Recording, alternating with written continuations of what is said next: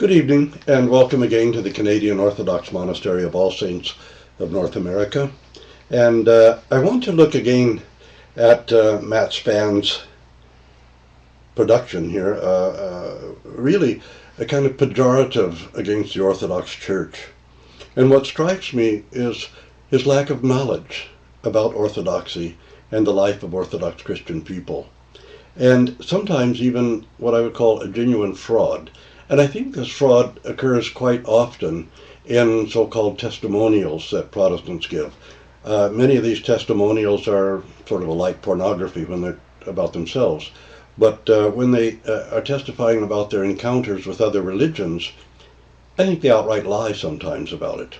And I'm going to read one of these case studies before we go on and discuss the Baptist theory about the fall of man and the nature of sin. I'm going to read it to you and then explain why it's completely fraudulent. Those of you who are Orthodox Christians will recognize it instantly as being something false. But others, I'll explain it to you. Here's the case study he gives us. Katya rarely went to the cathedral where she had been baptized as a baby anymore. She used to go almost every week. Then it happened, she had a child out of wedlock.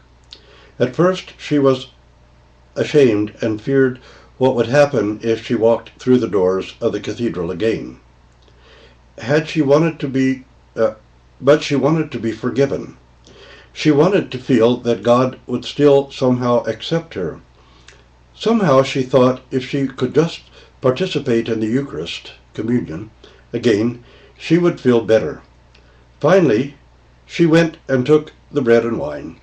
She felt a little better at first, but then the gnawing guilt came back again. The next time she went, she lit a candle in front of the icon of the Virgin Mary, hoping to feel better again. This time nothing happened.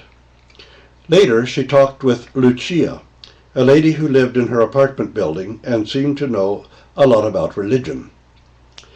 You have to spend a lot of time meditating on God.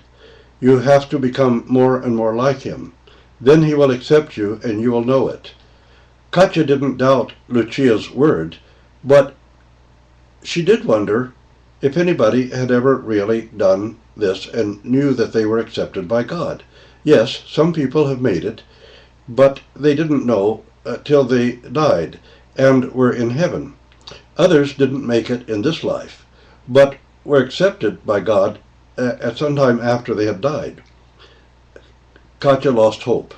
If only a few could make it, she felt it was hopeless for her to try. Would she ever feel forgiven? For those of you who are Orthodox Christians and staring in disbelief at this fraudulent writing, I want to explain to the others. First of all, it's not clear that Katya went to a cathedral. She may have just gone to a large church, which Matt Spann thinks is a cathedral because he doesn't know what a cathedral is. Hasn't bothered to learn. Now, the first thing we notice is that he says she took communion, but he doesn't say she took confession. She's a Russian living in Russia, apparently, and she certainly would have gone to confession before she went to communion. She wouldn't have come to communion at all without confession. Now, let's explain confession for a moment to those of you who are non-Orthodox. Yeah. And if anybody knows Matt Spann, they might suggest that he tune in so he can learn a little bit about the subject that he pretends to be such an expert on. If she had gone to confession, confession is a part of the healing process. It's not like a Roman Catholic confession. One confesses to a priest. Only the priest hears the confession, but the confession is done in front of the congregation. The reason why confession is done quietly instead of aloud to the whole congregation is because it could cause temptation and cause all kinds of difficulties and problems. So the priest hears confession on behalf of the people, on behalf of the congregation. He's the people's representative, the congregation, the faithful's the representative of the royal priesthood to hear the confession. And he would have helped her in the healing process to understand that the moment she repented, God had forgiven her. And then he would have helped her reconcile herself with her own conscience, because this is one of the most significant parts of an Orthodox Christian confession. the healing of the inner person, reconciling the person with their own conscience so that they can come to a peacefulness and forgive themselves. It's easy to receive God's forgiveness, sometimes more difficult to forgive yourself. And confession is there to help you reconcile yourself with your own conscience and come to a peace and forgive yourself as God has already forgiven you. Sometimes we give a person something called an epithemia, like a medication or medicine. We know they need to do something. If a person has been cheating his patrons or customers for a long time, well, he doesn't know how much and from whom. So as an epithemia, you tell him, all right, you have to donate a substantial amount of money to some charitable organization.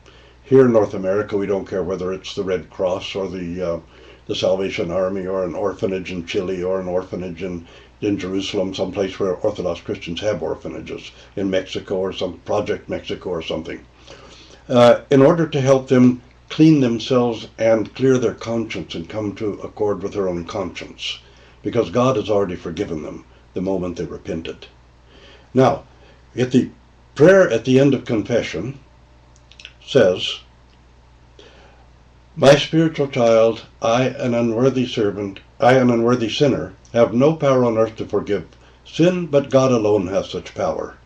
Nevertheless, because of the divinely spoken words which came to the apostles after the resurrection of our Lord Jesus Christ, saying, whoever sins you remit, they are remitted. Whoever sins you retain, they are retained. We're emboldened to say whatever you confess before my humble person, and whatever you've failed to confess, whether through forgetfulness or ignorance, whatever it may be, may God forgive you both in this world and in that which is to come, and set you uncondemned before his judgment seat.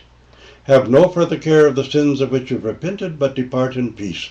May Christ our true God, through the prayers of his most pure mother and of all the saints, have mercy upon us and save us, for he is good and the friend of mankind." This is the prayer she would have heard. She would have already gone to communion, completely filled with the knowledge that God had received her and forgiven her, and that she had received help from the church to forgive herself and reconcile herself with her conscience so that she would be spiritually healed and be at peace.